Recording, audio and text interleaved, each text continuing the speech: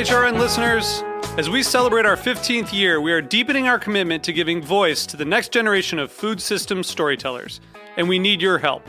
Our internship and fellowship programs help activate new possibilities for underrepresented and underestimated young people through experiential journalism, audio engineering, and production training. Through these unique programs, HRN helps food equity stewards build essential workforce readiness skills that expand their potential and foster economic mobility. Please consider supporting these critical programs. And with a minimum donation, you can be entered to win a dinner for two at an amazing restaurant in one of 8 cities and tickets to a concert at a great venue in one of those cities. We have incredible partners across the country who have donated, as they also share our passion for helping to educate the next generation of food systems storytellers.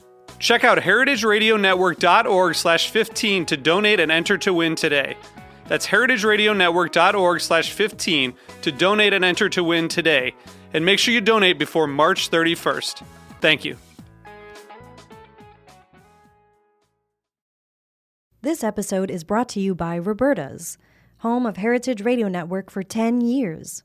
Learn more about Roberta's at robertaspizza.com. This week on Meat and Three, we're spotlighting the people who prepare our meat before it reaches our plates.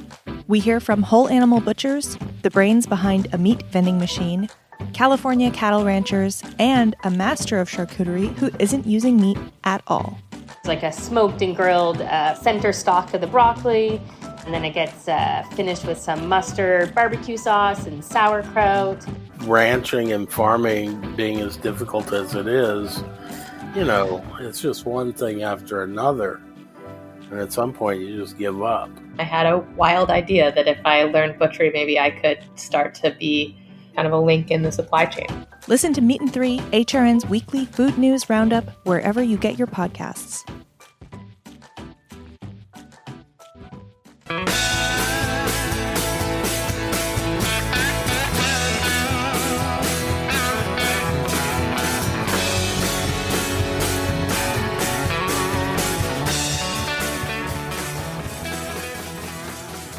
Hey, welcome to Beer Sessions Radio on the Heritage Radio Network.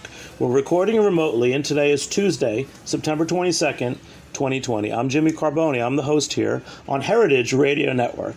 And I'd like to introduce our guest. We'll be talking about a new beverage product that's an old product. Let's start with Carol. Hey guys, I'm Carol Pak. I'm the founder of Makku, a new kind of Korean rice beer. Great. Blake? Hey everybody, my name is Blake Crawford. I'm one of the owners and the head of operations at the Elementary Brewing Company in Hackensack, New Jersey. And Martin? Hi, I'm Martin Johnson. I am the craft beer buyer for Westside Market's East Village location. We are proud to run one of the most extensive craft beer programs of any supermarket in New York City, and we've been carrying Makku for over a year now. Wow. So that's a great introduction. So, Carol, your team reached out to us a little while ago, and I wasn't quite sure what Makgeolli was as a product, but I know that it's a traditional product. So give us a little backstory on this rice beer and how you first got inspired to launch a product. So it's not a surprise that you don't know what it is. I'd say 99.9% of people that are not Korean have never heard of it before, have never seen it. So Makgeolli is Korea's oldest alcoholic beverage. It's dated back to, they say, the founding of Korea, and for as long as there's been any kind of documentation on, like, whether it be illustrations or writings about, like, the kings and just, like, stories from the past, there is a mention of this alcohol that is Makgeolli, and what it basically is a fermented rice alcohol brewed from rice, and it has a unique fermentation starter called nuruk, which is native to Korea and is only made to make Korean alcohol, including soju. And the kind of like the function of Makgeolli is very similar to the history of like beer and cider and its progression and its place in society, which was, it was a kind of created naturally as a byproduct of whatever grains was in society and kind of made by accident, and was a drink of the people, and had various functions from like nutrition to social, bringing people together, to like helping the farmers out, like in the sun, either like quench their thirst or kind of like take a breather from work. And yeah, it's been an important part of Korean culture and society till this day. If you watch any Korean drama or movie, it will have makgeolli in it somewhere. And for some reason, it hasn't really become reputable, or there's not much knowledge or innovation on it, like the way there's been a lot of noise around soju. And yeah, I'm here to change that because I think that the drink is so interesting and so delicious, and there's a lot of complexity and nuance around it. And it's a lot more delicate and sessionable and refreshing compared to soju. And actually, fun fact: if you distill makgeolli, it is soju. Oh, that's great. So let's go to Martin. So Martin, when I saw last week that at Westside Market you carry the Makku, and it's your first time tasting it. So first, tell us why you guys carry it, how it does, but primarily what's the taste and flavor profile, just to bring us into it. Well, I mean, I share the purchasing duties with my boss at the store. It's kind of an interesting org chart, given that he's my boss overall and he's my assistant on the beer aisle. But we have typically we have set roles. He's the one who negotiates quantity discounts. I'm the one that brings in new product. He brought this in, so my first reaction was, "Huh, that's not right.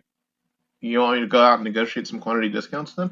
But in fact, I was kind of intrigued because we have a strong Asian clientele, and I thought, well, this might work. And indeed, that's who's buying the beer. Trying it now, I mean, when I first poured it into my glass, the first thing I thought was, wow, this is the haziest IPA I've ever seen. And in fact, it really does look like a milkshake New England IPA in the glass. And if I'm drinking the mango one, so of course the flavor leads along those lines too. It's like, so this is what Finback is trying to do, right? And how is it refreshing? What's the general, mouthfeel and everything? So it's definitely the mouthfeel it's very light, like you would expect from a rice based beer, and it's very very mango-y and very fruit forward. Yeah, I mean, I could readily see it accompanying somewhat fairly spicy foods or something. I'm having it with popcorn, and it's working just fine. Well, thank you, Martin. And Blake, one reason you're on the show is I know that you've been making a number of, at Elementary in Hackensack, New Jersey, some barbecue chef collaborations. Last year you made a collaboration with Rob Cho of Kimchi Smoke that had a Korean inspiration to it. Yeah, absolutely. That was a fantastic project that we did with Rob. And he and I were hanging out one night drinking beers, and he said, he brings Korean flavor to Texas barbecue. That's sort of his game, right? And he looked at me and he was like, you need to figure out how to bring Korean flavors to American craft beer. And that started down this project. And of course, being like, a white dude from Arkansas, I don't know a whole lot about the world of Korean flavor. And there were no commercial makgeolli products that we could actually find. So, I was able to find some kind of homebrew examples from our local community, our local Korean community to inform that collaboration. But, I personally am a huge fan of these kind of lighter bodied, high rice beers. I think they have a very specific place, specifically in the American craft beer world. That's great. So, Carol, so you grew up in America, and when did you discover Makgeolli, and why did you think that this would be a good product for you to get behind?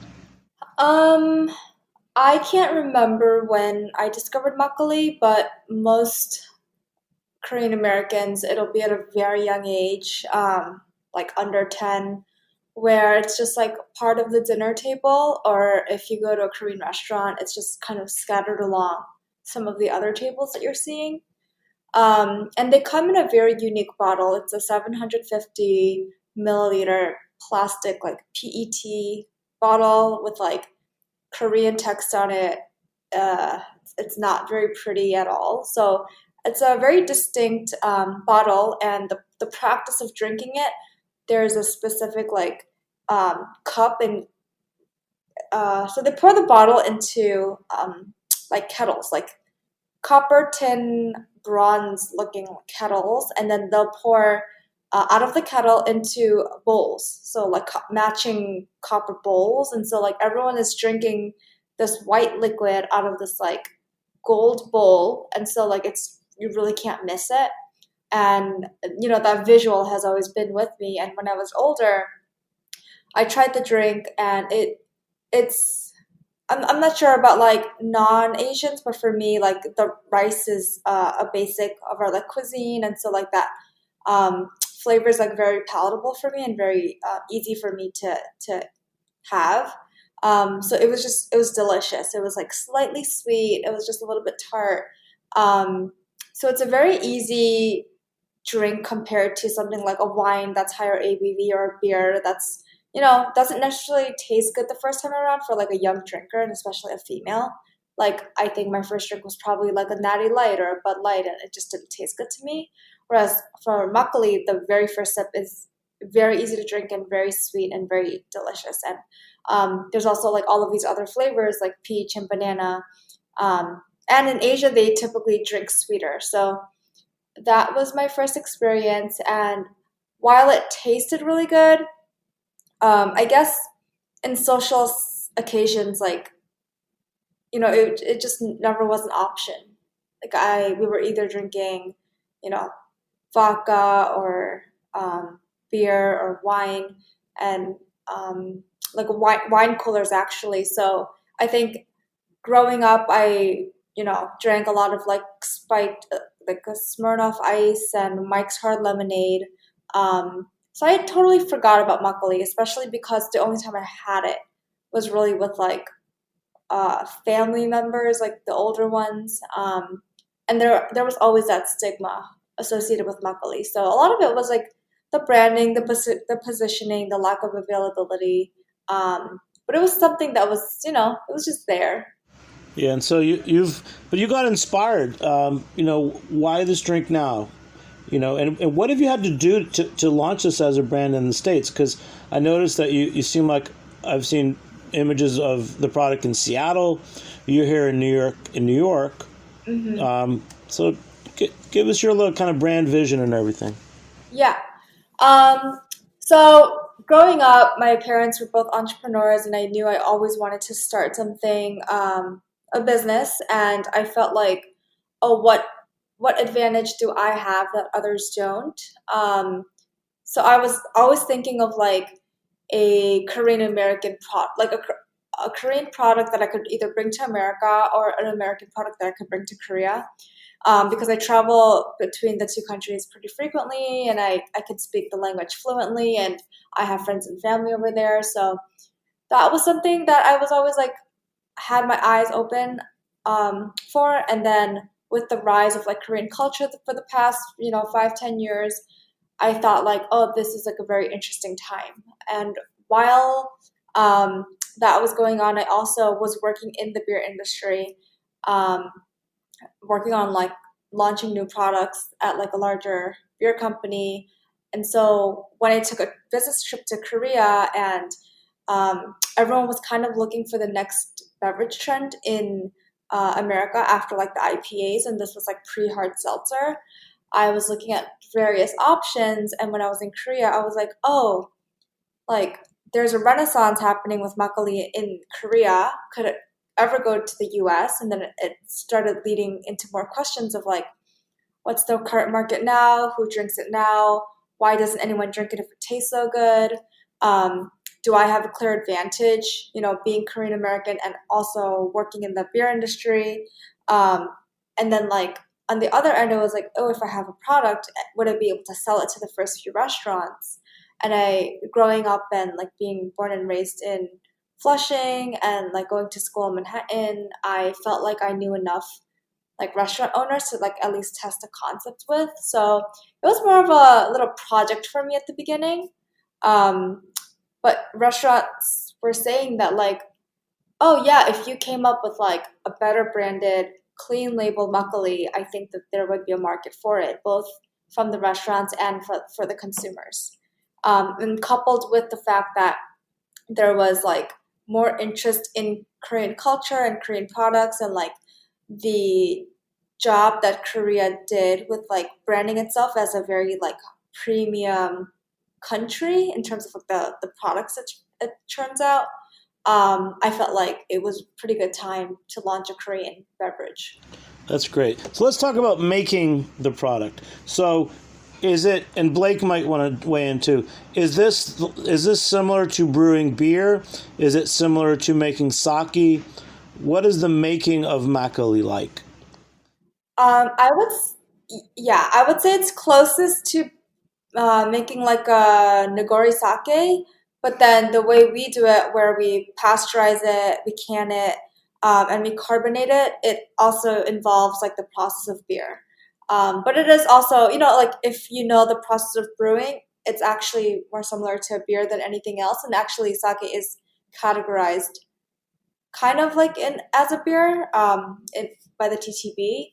So in the beginning, I visited both beer breweries and sake breweries in the U.S. to try to help me like brew this product. But then the equipment, like you need both of them, like because beer breweries can't handle the amounts of rice because you're brewing with the whole grain in the vessel the entire time, and so like washing the rice and filtering the rice out and just handling like such like it was like tons of rice. It was just not feasible in like a normal typical beer brewery. But then the sake breweries, after they made the product for us, they couldn't package it. So we eventually had to like go overseas and go find a brewery in Korea.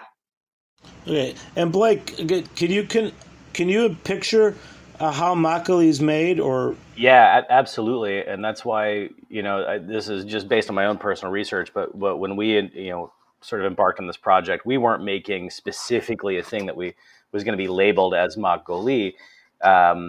It was sort of a craft beer inspired by the flavors of Makgeolli. And so from a production perspective, that actually gave us an advantage because we were working, of course, in a modern brewery with an all malt products. So for us, we were using, I think, 30% rice in that recipe rather than 100% rice, and using that with actually German Pilsner malt, or the base of that entire beer. And even at 30% rice, it's a nightmare beer to brew. It's because rice just turns into glue in a mash tun. Specifically, and at our second brewery is a larger production facility, and it's nightmarish. So while it is delicious, I can absolutely understand why someone would want a specialist facility to handle something like that. So what would the Makgeolli facility be using to handle the rice that's different from your brewing equipment? So Carol can probably correct my knowledge on this a little bit, but my understanding is that in traditional Makgeolli fermentation, you're actually fermenting the rice itself. Is that correct, Carol? Yes. Yeah. Whereas, so they're adding cultures to sort of cooked rice, if you will. Whereas we're using a flaked rice, like a gelatinized. We use jasmine rice in our particular project because of its aromatic qualities. But we're using a flaked jasmine rice product that we throw into the mash mixer just like we would, oats or anything else that we would use in a beer, and then the wort lauders out from there again, just exactly like it would another beer. So From its foundations, it's a very much different process. It would be, Jimmy, it would be closer to what distillers do, right? Where they are actually fermenting the entire mash, like grain, husks, everything, like all at once. A Makgeolli fermentation looks a little bit more like a distiller's fermentation than it does or it looks more like a whiskey fermentation than it does a beer fermentation. That's great. And then I just want to bring Martin in. Martin, culturally, where do you see this product fitting in? It's an interesting time on the beer aisle right now because you have such a wide variety of products, ranging from White Claw and its ilk to beer ranging from very traditional lagers or old school IPAs up to all kinds of really well respected fruit infused IPAs and sours and an emerging crowd of farmhouse ales. So I don't think that the visitor to a beer aisle, or at least certainly not our beer aisle, has one specific thing in mind when they think about beer. They think about a wide range of items. And so this would certainly, I could see several avenues that would lead to this kind of product, both out of the fruited IPAs, the milkshake IPAs, even because of the creaminess of the texture, sours, of course, lactose sours. And let's not forget the overwhelming market for hard seltzers are very young people who are probably going to look at that as something they drank when they were kids and are going to look for something more grown up, and this certainly suits that. That's great. So, Carol, take it over. So, you wanted to make the product. You realized you had to make it in Korea. So, where do you make it in Korea? And what are some of the challenges of? So, technically, you're importing to the United States, right? Yes. So initially I wanted to brew in the US, somewhere on the East Coast where obviously there's advantages, right? Like I wanted to do small batch. I wanted to do a lot of like experimental flavors, and it's really challenging when you're working, you know, with a brewer that's across the country. No, not even across the country, across the world, and you have to kind of order containers at a time. But I probably spent 2 years and visited at least 15 breweries trying to make this makgeolli work by tweaking a current process, but either it was too expensive or there was no consistency or, like we have, like Nuruk has wild culture in it. There's like lacto and there's like all these other unknown bacteria depending on like the nerve that you're using, and no one wanted to take that risk. Also, there's like a lot of challenges with pasteurization, so ultimately we had to go back to Korea. And initially, when I was starting to research makgeolli, what I did was visit all of the largest makgeolli breweries in Korea who've been around for like 20, 30 years. And I spoke with all the breweries to understand the brewing process, like how long it takes, what kind of flavors, what kind of ingredients. And I had kept in touch with those breweries because I knew that ultimately, like if I wanted to scale on like a global level, I would need to probably go back to a makgeolli brewery in Korea because there's nothing like that scale in America, and it's just not the business I wanted to be in, right? Like I didn't want to be in the business of like building a brewery, like the operational stuff, like finding a brewer who could do this. So yeah, like I ended up going to Makgeolli, a Makgeolli brewery in Korea, and for them, they had tried to penetrate the US market, for like 10, 20 years, and they just couldn't figure it out, and they have given up at this point. So for me to come along and try to do something that they couldn't figure out how to do, was really exciting for them. And 100% they doubted me. Like they didn't think that I, would be able to make it this far. And even now when I'm placing orders, I'm sure they're like, oh, you're placing another order? Like they're still very skeptical. But in terms of like the challenges with production, I can say like there are none other than the high minimums and the fact that like with COVID right now, I can't do fast product development. So like typically I would just go to Korea and then do a lot of like flavor testing, and by the end of my trip I would have a new flavor. But now it's like they're sending me samples, I give them feedback, and they have to brew again and then send me a sample. So like product development is taking like 6 months now. So that's probably the only challenge. And then just the other challenges of not owning your own brewery. There's just a lot of limitations.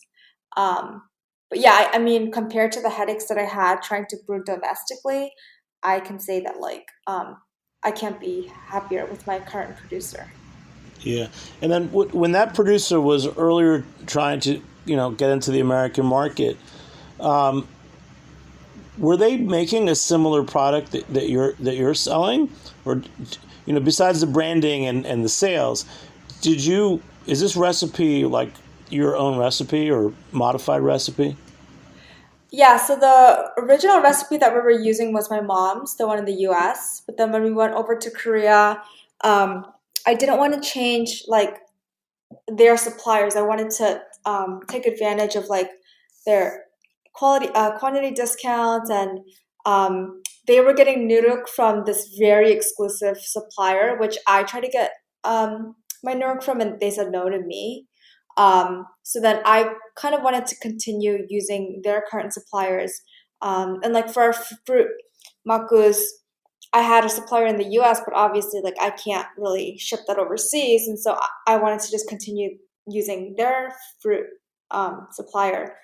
And so we had to tweak our recipe, kind of like meet halfway between what they were currently brewing and like what I wanted here in the US. But the biggest difference between anything that's imported right now and Makku is that everyone else uses artificial flavorings, and they use a lot of shortcuts. So like makgeolli, typically it's like made like sake, so you steam the rice and then you add nuruk and you ferment the rice. But what they're doing, they're either using like raw rice to brew, and they're using like super cultures to break down the rice, or they're using rice flour, and the taste is just so distinctly different, right? And like I can taste that there's no depth of flavor, and they all back sweeten with aspartame, which I knew in America wouldn't really work.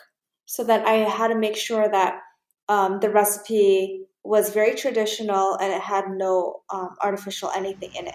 So Well, it's what's the different. ingredient that is used for back sweetening in some of these? As Aspartame, What's that?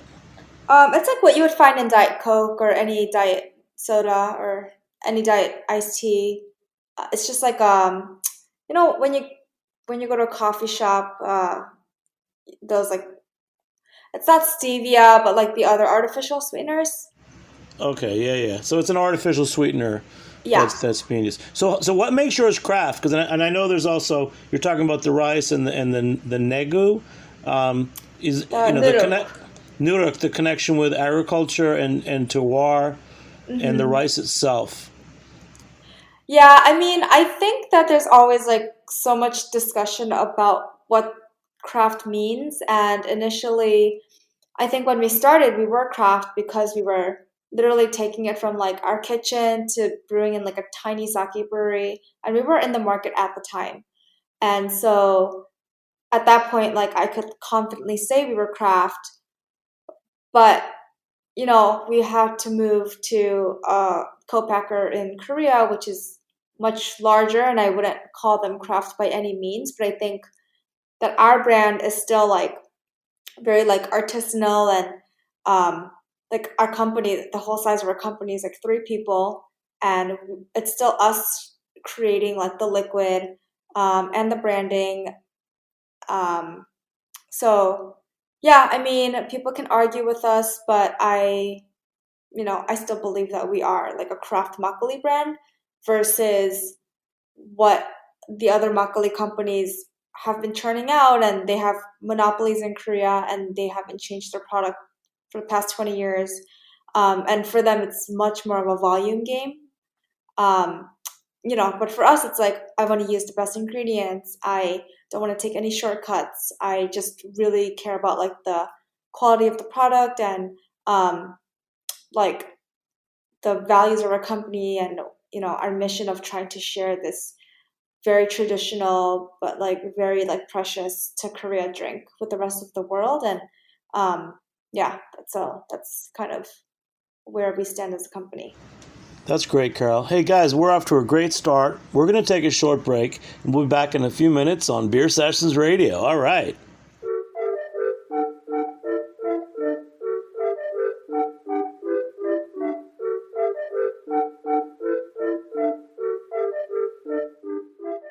This episode is brought to you by Roberta's, home of Heritage Radio Network for 10 years. Roberta's was founded in Bushwick in 2008 and has become one of the most iconic restaurants in the country. HRN made its home inside of Roberta's in 2009, and together they have become part of the DIY fabric of the neighborhood. Roberta's, the pizza restaurant, is open for lunch and dinner 7 days a week and serves much more than just the famous wood-fired pizzas. Their team dreams up new salads, pastas, and sandwiches on the regular. Roberta's Tiki Bar is alive and well in the back garden, serving up frozen drinks in the summer and hot toddies in the winter. Stop by the bakery and takeout spot next door for fresh breads, sticky buns, and pizzas to go. And of course, there's the 2 Michelin-starred Blanca tucked away in the garden for truly daring diners. But Roberta's also extends beyond Bushwick, with multiple locations in New York City and now in Los Angeles. You can also find their frozen pies in grocery stores around the country. The spirit of Roberta's, like Heritage Radio Network, is everywhere. Here's to many more years of pizza-powered radio. Learn more about Roberta's at robertaspizza.com.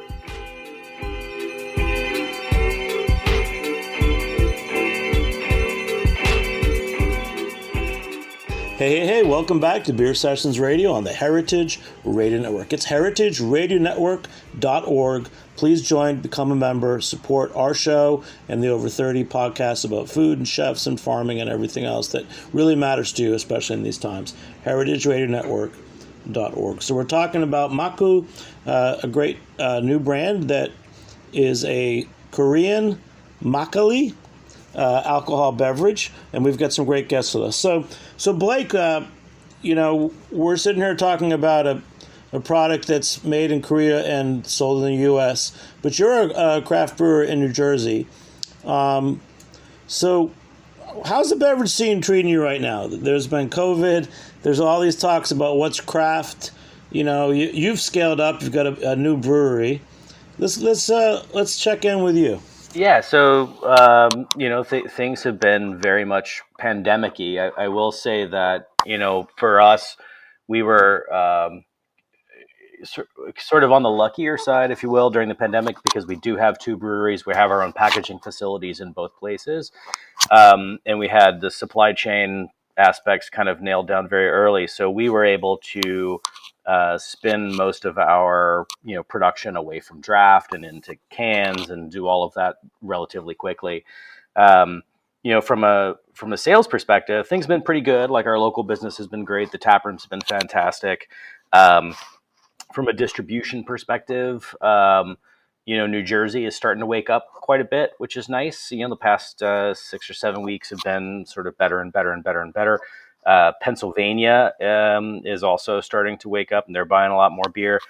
New York State is another one of our primary markets. That one is a little slower to come back for us. I think it's just because of the quantity of brands that exist in New York State. Like, not everybody is going to come back at the same rate, but I will say, on the whole, things have been, things could have been much, much worse for us out here. So we're thankful for that. But I did have a quick question for Carol, if you don't mind. Yes, please. Sure.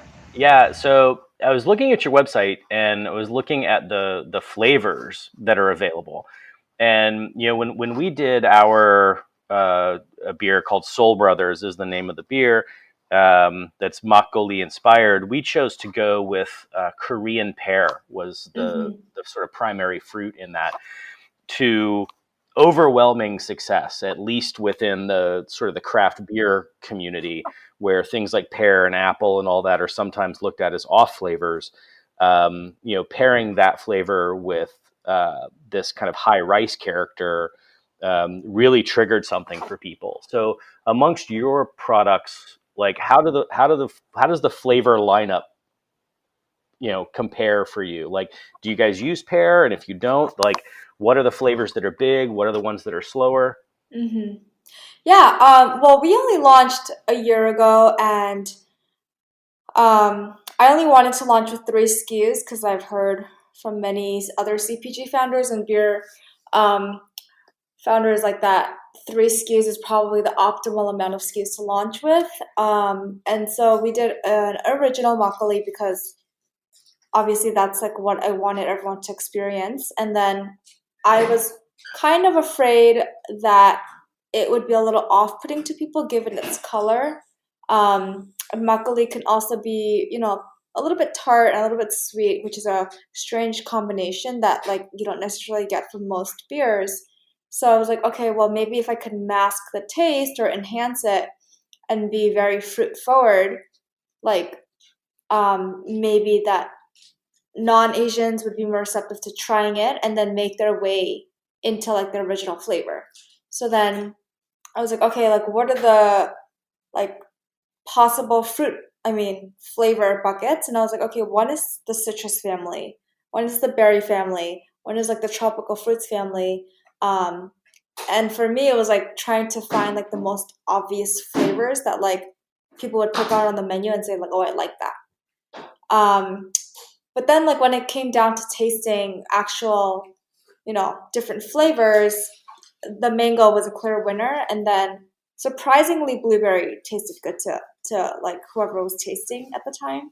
So then those are the flavors we've launched with, and we're still at those 3 flavors, although we're working on a citrus flavor right now, and then a few other Asian flavors because a lot of people have been asking us for like specifically Asian inspired flavors, or like exotic, as they say. In terms of what's selling well and doing the best, I would say there's a 2-to-1-to-1 ratio between original and then blueberry mango. And there's like a clear camp of like, I love original, I love blueberry, and I love mango. I would say mango is the most fruit forward and quite sweet.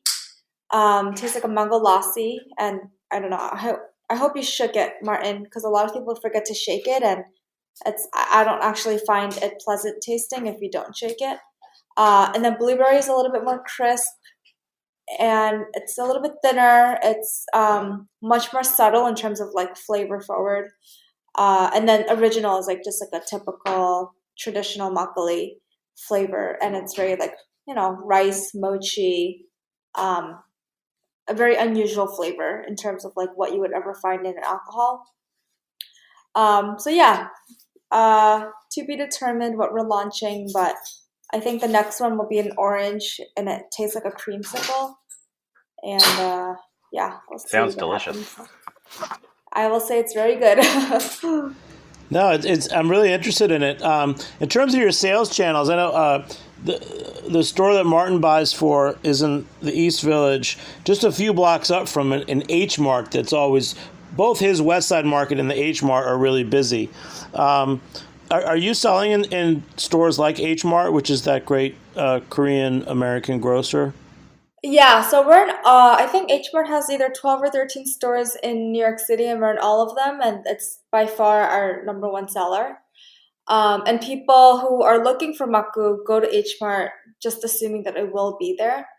But now that we're trying to we're getting more exposure to non-Asians, and we don't want to be, in this niche forever, and we don't want to be singled out as like, oh, that Korean drink that you drink with Korean food, because that's kind of what happened to sake. I'm trying to move out of only like Korean and Asian channels as soon as possible, and we just started entering like a few Whole Foods, and like now trying to get into like Morton Williams and Yeah, we're in other stores like Westside Market, which has a fantastic beer selection. And I'm not sure which one does better. It literally depends on like the neighborhood that you're in, and I at this point don't keep track of like every store and its sales and how it's doing. Um, but yeah, we're definitely trying a two-prong approach and trying to figure out who our customer is at this point. Yeah. So let's go back to flavors. Martin and Blake, the choice of blueberry. Blueberry is one of those things that everyone seems to like. When you hear about a blueberry beer, somehow the flavor is so subtle and just gives you that little bit of tanginess that you want. And everyone somehow thinks that blueberry is like that blue flavor in Willy Wonka or something. Martin, you want to talk about blueberry as a flavor or an ingredient in alcohol?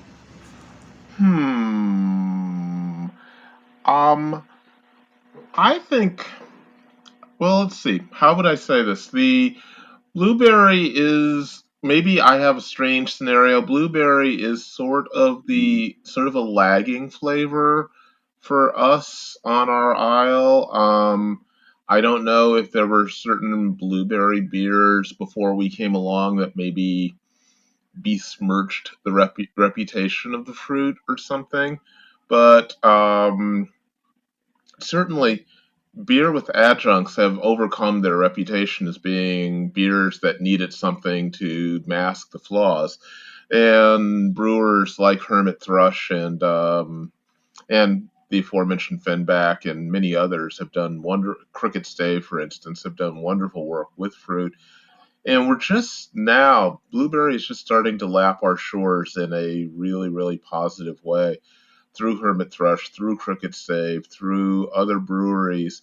But when I started working there in 2014, I think people were still of a mind to turn their nose up at beers with fruit in them. And now I just had a Fenback can that was brewed with cantaloupe, and it sold out in a matter of days. Ditto their mango one. Ditto their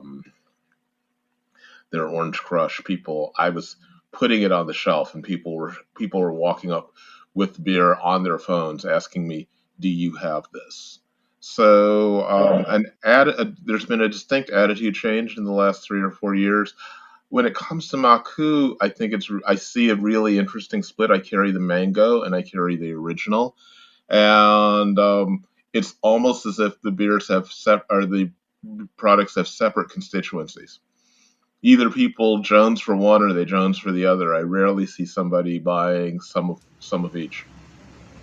That's very interesting. And Blake, can I ask you about brewing with blueberries or other fruit like that? Yeah, absolutely. I will say that, from my perspective, blueberries and strawberries are two fruits that I find to be personally the most challenging to produce products. Mainly because you have the flavor of blueberry and strawberry, and then you have what everybody thinks is the flavor of blueberry and strawberry. And those two things don't often align. So, blueberry is a great example. We bring about a product like blueberry jam. Like everybody knows Maine blueberry jam. Well, blueberries don't taste anything like Maine blueberry jam, right? Jam is cooked. It's got like this sort of very intensified cooked fruit flavor, like pie filling, and that's not what fresh blueberry tastes like. So I think with both blueberry and strawberry, you're kind of always fighting this. Oh, Blake, we lost you. Yeah, no, I was just explaining. I think that because blueberries and strawberries specifically have a lot of water inside the fruit, that the sort of intensity of flavor that you get from them, specifically if they have to be pureed or something like that, tends to not be very high. So, my hats are off to anybody like Carol who has found a way of getting good blueberry flavor into any alcoholic beverage, because I find it very difficult, and that's even with sort of having the best of the best when it comes to fruit suppliers and that sort of thing. It's still a huge challenge. Oh, that makes sense. So the high water. So it's actually the opposite. Instead of getting this sweet blueberry jam, you're getting just a thinner, watered down flavor. So I guess we'll go to Carol. So Carol, We're talking about fruit and in your product. And what Martin said was very interesting. So he says there's a camp, like one tribe of people that will only have the original makgeolli, and the others that go for the mango. Absolutely.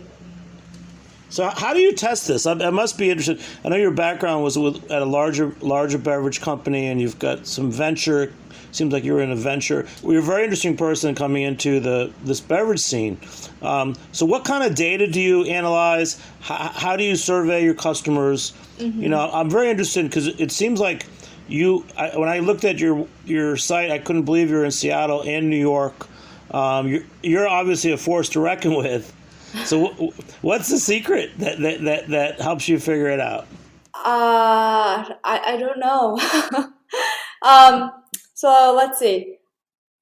So we're in a couple of states now, but I came from a startup background before I was in the beverage scene. I was first of all, I had my own tech company when I was 21, and then I was involved with several other startups, and then even at the beverage company I was at, I was an MBA intern there, and I was part of their like accelerator program, and they made us take classes about like the lean startup and the startup methodology, and everything kind of pointed to like consumer testing.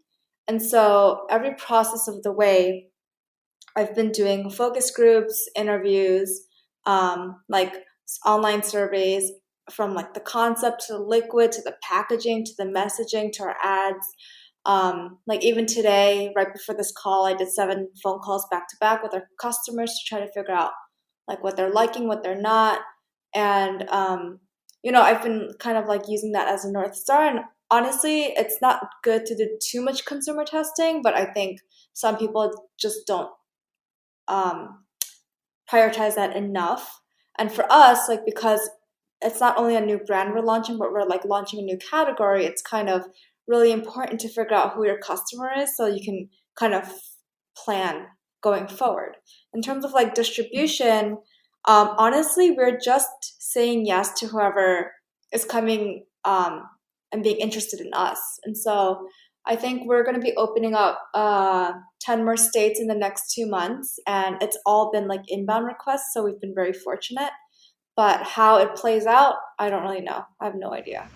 Yeah, and Martin just talks about. So Carol mentioned that she's introducing this new category to America, but how do you consider this as a category? Because it's on your shelf. Your shelf is amazing. It's half an aisle of a big supermarket with the best craft beers around, and big hats off to you because you really do have a great selection.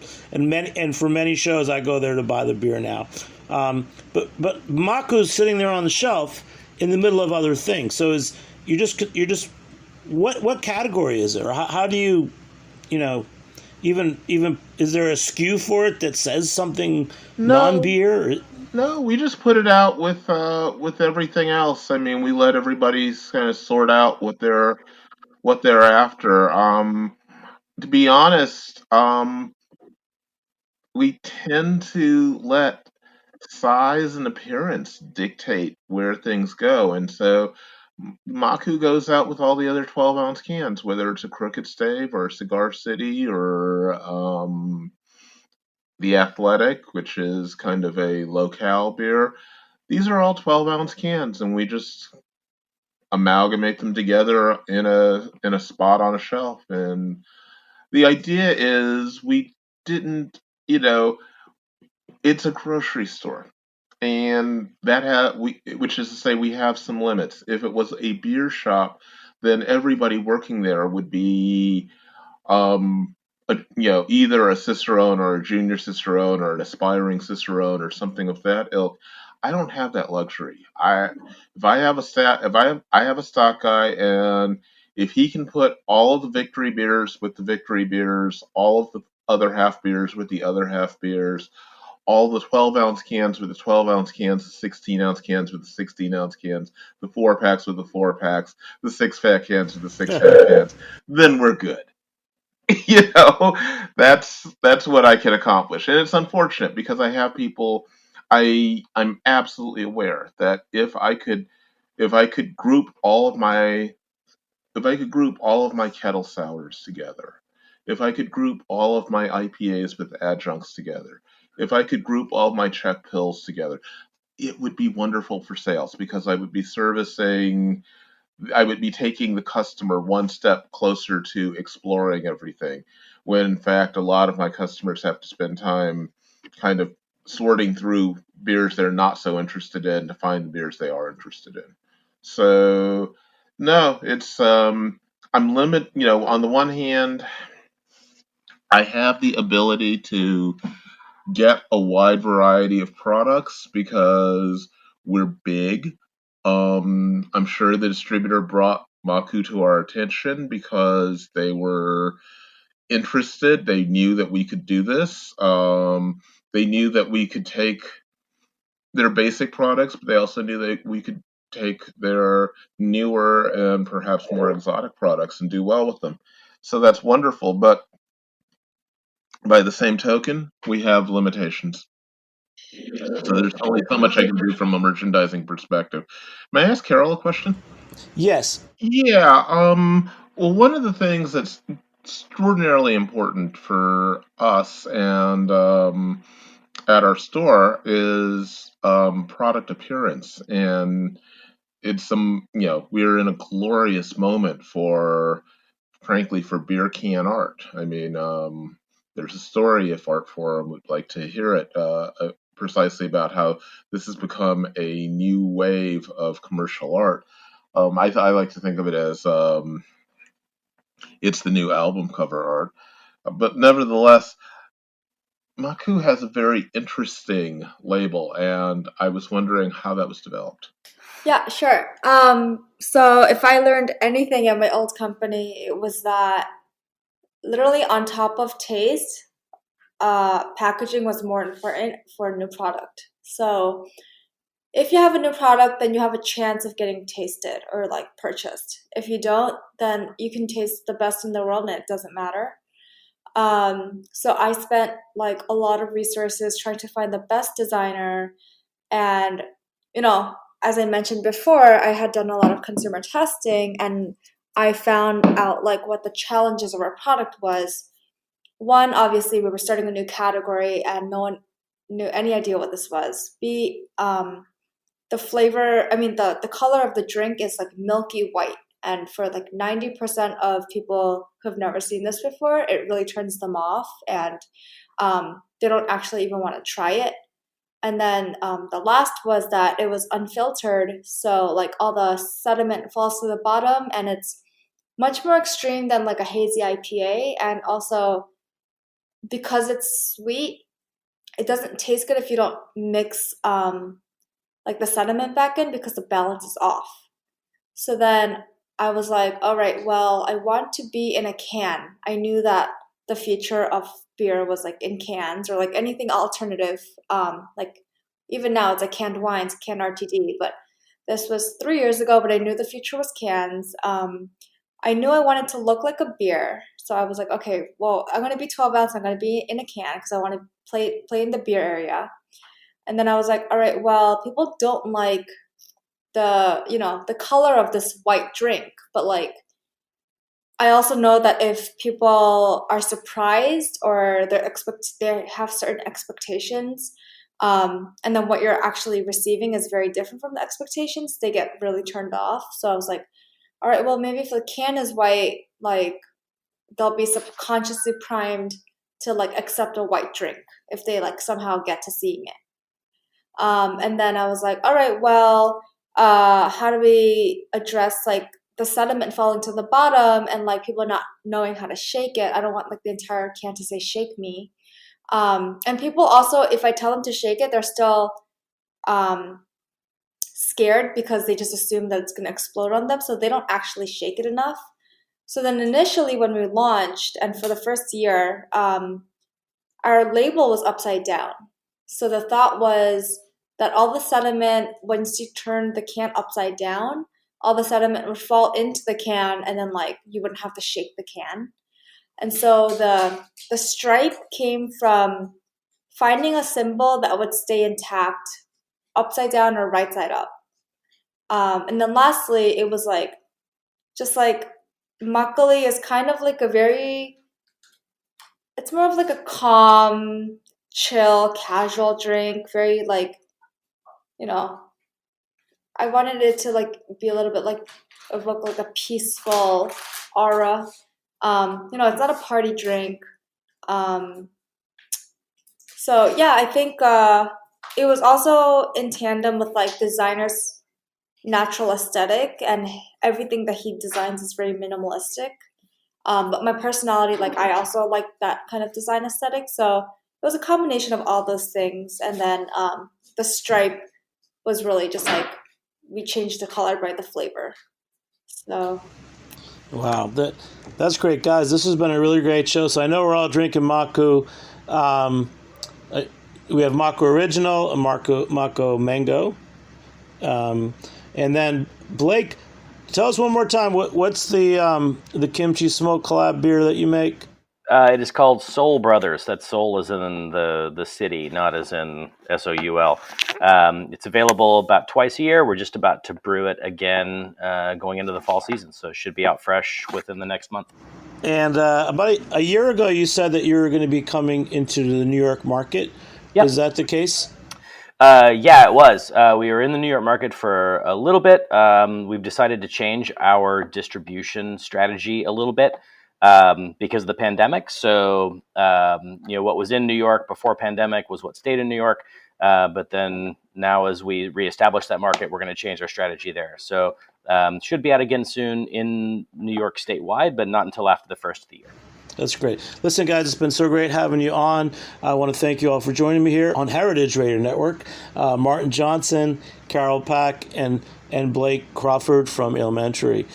Big shout out to our producer, Dylan Hoyer, head engineer, Matt Patterson. I'm Jimmy Carboni. Thanks for joining us. We'll catch you next time on Beer Sessions Radio. All right, guys. Thank you.